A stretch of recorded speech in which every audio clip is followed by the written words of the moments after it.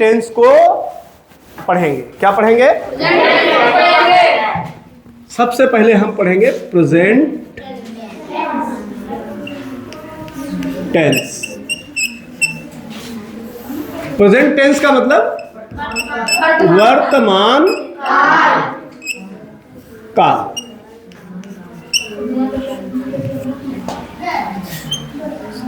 ठीक। अब जैसा कि हमने बताया था कि जितने भी टेंस हैं इनके सबके भी अलग अलग प्रकार होते हैं।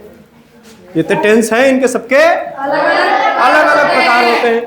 तो प्रेजेंट टेंस के भी प्रकार होते हैं। प्रेजेंट टेंस मुख्य रूप से 3 प्रकार के होते हैं। प्रेजेंट टेंस यह 3 प्रकार के होते हैं मुख्य रूप से।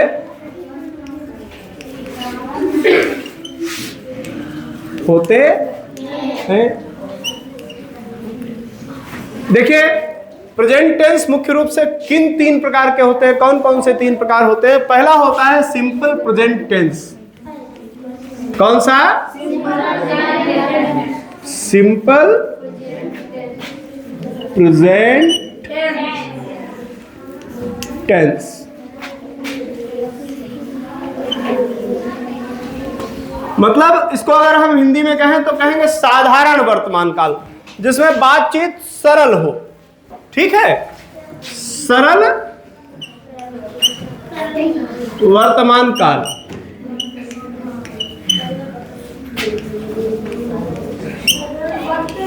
सरल वर्तमान काल मतलब इसमें बात बिल्कुल सरलता से कही जाती है। कैसे कही जाती है? सरलता, सरल बात होती है, साधारण सी बात होती है। राम जाता है, वह खाता है, वह खेलता है। ठीक। शीला पढ़ती है, ललित देखता है। ठीक। अवनीश खाता है, अनुज खाता है, अनुज अधिक खाता है। कोई हंसने वाली बात थोड़ा, ये एक सरल बात है जिसमें कोई ऐसी बात थोड़े, बहुत से लोग हैं, बहुत लोग ज़्यादा खाते हैं, बहुत लोग कम खाते हैं, इसमें कोई ऐसी बात नहीं, बिल्कुल सिंपल सी बात है। तो simple present tense. Present tense में पहला होता है सिंपल प्रेजेंट टेंस। इसको हम प्रेजेंट इंडेफिनिट टेंस भी कहते हैं। प्रेजेंट इंडेफिनिट टेंस भी कहते हैं। कहीं पर प्रेजेंट इंडेफिनिट टेंस लिखा मिल जाए तो उसको सिंपल प्रेजेंट टेंस ही मानो, उसको पेन रख दो, उसको और कुछ ना मानो, उसमें कोई अलग से चीज नहीं होती। दूसरा प्रेजेंट टेंस का दूसरा प्रकार होता है present continuous tense. Present continuous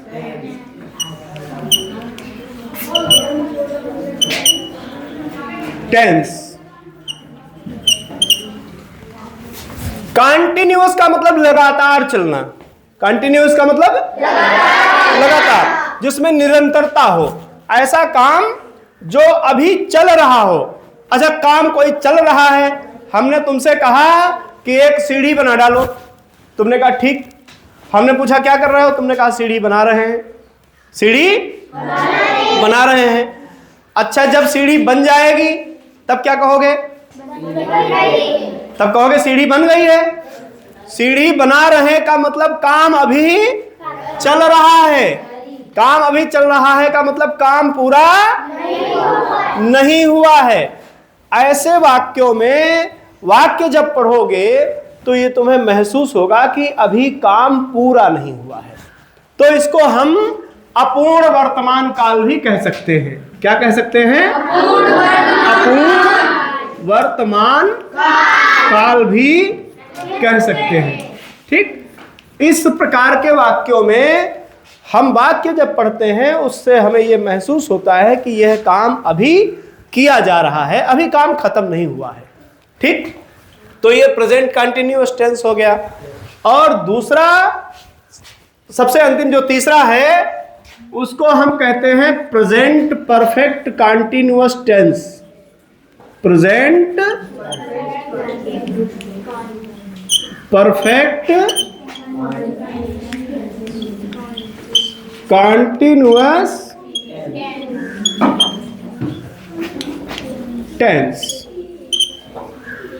अब ये प्रेजेंट परफेक्ट कंटिन्यूअस क्या हो गया? प्रेजेंट का मतलब वर्तमान, परफेक्ट का मतलब एकदम ठीक, कंटिन्यूअस का मतलब लगातार, टेंस का मतलब समय। ठीक, तो यहां पर क्या है, यहां पर जो काम चल रहा था, जो काम पहले से चल रहा है, वो पूरा हो चुका है। वो क्या हो चुका है? हमने कहा कि सीढ़ी बनाओ, तुमने सीढ़ी बनानी शुरू कर दी। हमने पूछा क्या हो रहा है, तुमने कहा सीढ़ी बना रहे हैं। सीढ़ी बना रहे हैं, लेकिन जब सीढ़ी बन जाएगी तब क्या कहोगे? सीढ़ी बन चुकी है, सीढ़ी बन चुकी है, सीढ़ी बन गई है, यही तो कहोगे। सीढ़ी बन चुकी है या सीढ़ी बन गई है, ठीक, ये कहोगे, मतलब काम पूरा हो गया। तो इसको हम कहते हैं पूर्ण वर्तमान काल, मतलब पूरा हो गया, निपट चुका काम, बाकी नहीं बचा। ठीक है, इसको हम क्या कहते हैं? पूर्ण वर्तमान काल। ये इतना समझ में आ गया सबके? ठीक, कोई कंफ्यूजन तो नहीं इसमें? अब देखिए, simple present tense, present continuous tense और प्रेजेंट परफेक्ट कंटिन्यूअस टेंस। क्योंकि तुम लोग अंग्रेजी ज़्यादा नहीं जानते हो, तुम लोग ग्रामीण परिवेश से हो, तुम लोगों को अइबो खइबो जइबो शुरू से सिखाया गया है। खड़ी बोली भी नहीं सिखाई गई, किसी के घर में ही शायद कोई खड़ी भाषा में बात करता हो, और नहीं तो यही बात हो जाए, ललितुआ तो खेत पानी दिया, यही तो कहते हैं। तो तुम लोगों को अंग्रेजी भाषा से बिल्कुल शुरुआत से, चूंकि ग्रामीण परिवेश है, अंग्रेजी भाषा से हम दूर हैं, लेकिन अब हमारी आवश्यकता ऐसी है, हम कहीं घूमने जाएंगे, अपने ही देश में कहीं जाओ, ठीक, अंग्रेजी नहीं आती तो चक्कर में पड़ जाओगे, समझ गए? अंग्रेजी नहीं आती तो क्या होगा?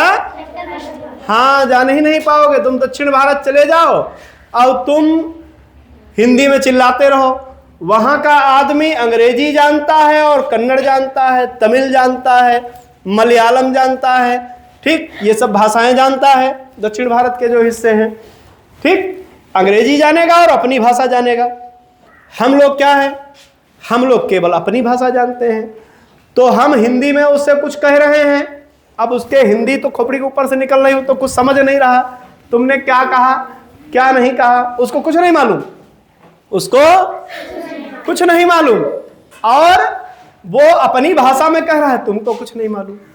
दोनों लोग एक दूसरे से खूब जी भर के लड़ो, खूब जी भर के लड़ो, ठीक, तुम उसको चाहे जो कुछ कह डालो, तुम्हें चाहे जो कुछ कह डाले, कोई फर्क नहीं, मारपीट शुरू नहीं होगी। क्यों? क्योंकि तुम जो कह रहे हो उसकी समझ में नहीं आ रहा, वो जो कह रहा तुम्हारी समझ में नहीं आ रहा, खाली चौ चौ चौ चौ खौ खौ खौ हो रहा है, अब कोई मतलब नहीं है। तो इसलिए हमको अंग्रेजी सीखना बहुत आवश्यक है। अंग्रेजी जब हम सीख लेते हैं तो हम किसी भी हिस्से में जाएं, विश्व के किसी हिस्से में जाएं, तो वहाँ पर लगभग अधिकतर देशों में, अधिकतर राज्यों में अंग्रेजी समझी जाती है, तो हमारा काम चल जाएगा। ठीक है, इसका मतलब यह नहीं कि हिंदी भाषा नहीं सीखनी है, हिंदी भाषा हमें सबसे पहले सीखनी है और सबसे ज़्यादा मनोयोग से सीखनी, ज़्यादा मन लगा के सीखना है। तो इसलिए हमको अंग्रेजी भाषा सीखने की आवश्यकता है। तो इसमें सबसे सरल जो है वो प्रेजेंट कंटिन्यूअस टेंस है, इसको हम सबसे पहले पढ़ाएंगे। ठीक, हम पढ़ लें प्रेजेंट कंटिन्यूअस टेंस। देखिए, लिख लें यहां पर प्रेजेंट, या बताओ तो इसको मिटा लें पहले, तुम लोग लिख नहीं पाओगे। Present continuous tense,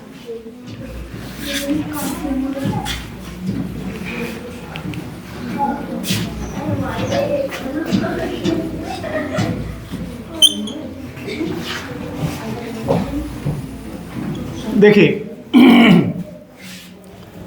present continuous क्या है? प्रेजेंट कंटिन्यूअस टेंस इस प्रकार के वाक्यों में रहा है, रही है और रहे हैं ये आता है। इस तरफ लिख लें, ज्यादा ठीक रहेगा।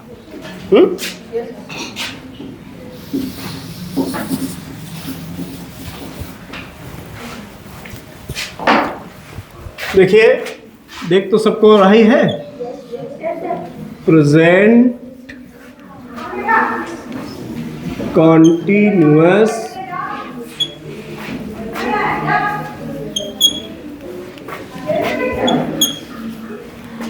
प्रेजेंट कंटिन्यूअस टेंस, अपूर्ण वर्तमान काल। देखिए पहचान क्या होती है। हिंदी में कोई वाक्य लिखा रहा होगा, उसके आखिर में अगर रहा है, रही है, रहे हैं ये शब्द आया है तो वह प्रेजेंट कंटिन्यूअस टेंस है। और जो वाक्य लिखा होगा उससे तुम्हें यह महसूस होगा कि ये काम अभी हो रहा है, ये काम अभी हो रहा है, काम चल रहा है। ठीक, पहचान क्या है? वाक्य के अंत में रहा है, रही है, रहे हैं। बेटा बातचीत नहीं, आता है। वाक्य के अंत में रहा है, रही है, रहे हैं आदि होता है। ठीक, इसमें कार्य निरंतर चल रहा होता है, काम हो रहा होता है। बैठ जाओ बेटा, बैठ जाओ, डिस्टर्ब होगा, ऐसे ऐसे बैठ जाओ, बाद में समस्या सुलझा लेना जो भी हो। इसमें क्या है? वाक्य के अंत में रहा है, रही है, रहे हैं आदि होता है। बहुत सरल होती है ऐसे वाक्यों की रचना। क्या होती है? बहुत सरल होती है, इसीलिए सबसे पहले पढ़ा रहे हैं। मैडम जी ने कहा है कि पहले ये वाला पढ़ाओ तो तुमको ज़्यादा समझ में आएगा। ये चीज़ हमको भी समझ में आ रही कि जल्दी समझ में आ जाएगा। देखिए सबसे पहले तो कर्ता जो काम कर रहा है, जैसे हमने लिखा ललित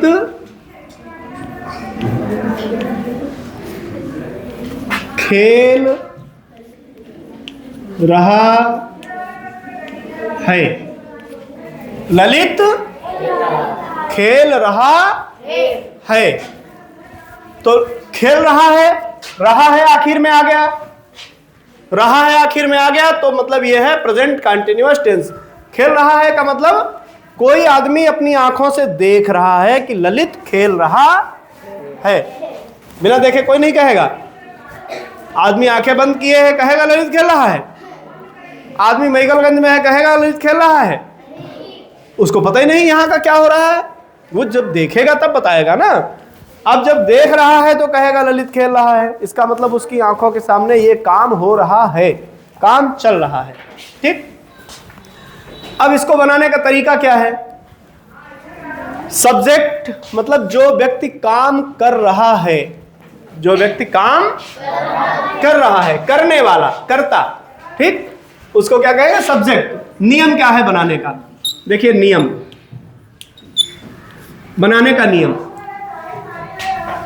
अब देखिए सब्जेक्ट भी जैसे ललित खेल रहा है और हम कहें कि लड़के खेल रहे हैं तो कोई उनमें अंतर है? कुछ नहीं है। ललित खेल रहा है और लड़के खेल रहे हैं, उसमें कुछ अंतर है? क्या अंतर है? हाँ, जैसे हमने कहा बैठ जाओ, बैठ जाओ, यहां बैठ जाओ, बैठो, ऐसे बैठो। ललित खेल रहा है, पैर कैसे रखोगे? हाँ ऐसे।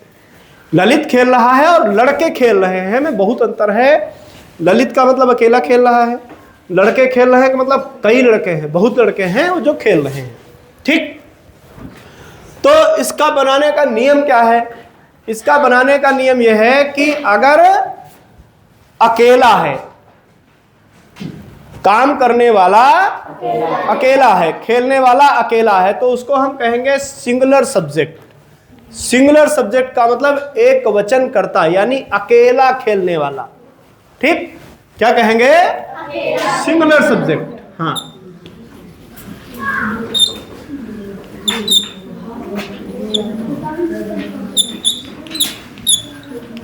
यानी एक वचन करता। ये चीज समझ में आ गई? एक वचन करता और बहुवचन करता समझ में आ गया? सिंगुलर सब्जेक्ट के साथ इज, ध्यान दो, क्या लगाते हैं? इज तथा वर्ब यानी क्रिया। क्रिया ऐसा शब्द जिससे काम होना प्रतीत हो। ललित खेल रहा है, इसमें कौन सा शब्द है जिससे प्रतीत हो रहा है कि कुछ हो रहा है? खेल। खेल रहा, खेल इससे यह प्रतीत होता है कि काम लगातार हो रहा है। तो इसमें क्रिया क्या है? खेल है। क्या है? खेल है। तो सब्जेक्ट के साथ में इज तथा वर्ब यानी क्रिया, वर्ब यानी क्रिया में आईएनजी जोड़ते हैं। क्या जोड़ते हैं? आईएनजी जोड़ते हैं। सिंगुलर सब्जेक्ट के साथ इज तथा वर्ब में आईएनजी जोड़ते हैं, बन गया। और कुछ नहीं करना। सिंगुलर सब्जेक्ट के साथ में इज लगा दो और आईएनजी जोड़ दो उसमें क्रिया में, तो तुम्हारा वाक्य बन गया, टेंस बन गया, अनुवाद हो गया। ठीक, पहले इस चीज को समझ लो, फिर हम आगे बढ़ेंगे, क्योंकि अभी अगर दूसरा बताएंगे तो कंफ्यूज हो जाओगे। पहले इस चीज को समझ लो। ललित खेल रहा है। ललित अकेला है, ललित अकेला है। ठीक, तो ललित खेल रहा है का मतलब जो सिंगुलर सब्जेक्ट है, उसके साथ में इज लगाएंगे और वर्ब की फर्स्ट फॉर्म में आईएनजी जोड़ देंगे। ठीक है, वर्ब में आईएनजी जोड़ेंगे। देखिए, सिंगुलर सब्जेक्ट क्या हो गया? ललित हो गया। ललित हो गया, फिर क्या जोड़ देंगे इसमें? इज। खेलना की अंग्रेजी प्ले होता है। अब इसमें क्या जोड़ देंगे? क्या हो गया? Lalit is playing. ये खूब समझ में आ गया सबको? ठीक, अब सब लोग अपने अपने नाम से इज प्लेइंग करके बना डालो।